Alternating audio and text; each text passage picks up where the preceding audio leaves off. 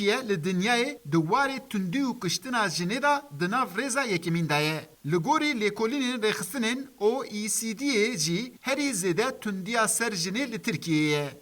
Ji bo ku ser tundî û kuştina jinê bergirî bêgirtin, di sala 2011 da wek dewleta yekem li Parlamentoya Tirkiye peymana Stenbolê hatibû imzakirin.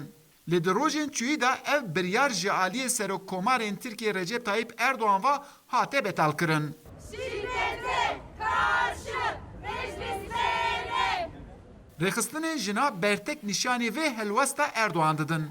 Baxwazê wan ew e ku peymana Stenbolê cardin têkeve meriyetê. Ji ber rabûna vê peymanê jin bifikarin. Hevseroka Komeleya Mafê Mirovan yê İHADeyê Eren Keskin rakirina vê peymanê wek destûrdayîna tundî û kuştina jinê pênase dike.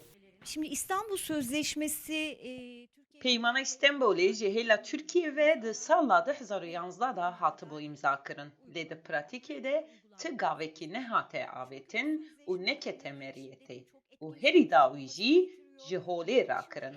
Ev peyman di gelek waran da mafên jinan diparast. Di warê azadbûnê, parastinê, pêşîgirtina kuştinê de gelek bergiriyên qeyîm têde hebûn.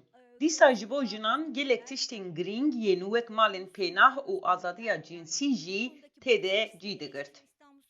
Lê Tirkiye ji vanan ti yek jî nexist meriyetê.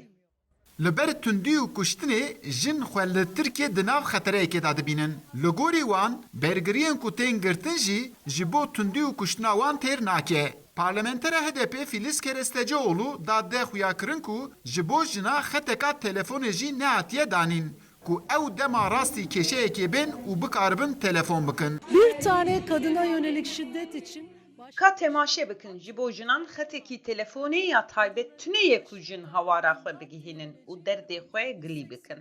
Hemû xetê giliyê li ser xeta 183 hatiye esas kirin. Dema keşek bibe hemû kes telefonê vê xetê dike. Lê ev jî astengiyekî derdixe. Lazim e ku ji bo jinan xetekî taybet hebe. Dema keşek bû bikaribin dengê hawara xwe bigihînin. Ji bo bergiriya tundiya ser jinê û nav malbatê peymana Konseya Avrupayê bi navekî din jî peymana Stenbolê di 11 Adarê 2011 da li Stenbolê hatibû imzakirin.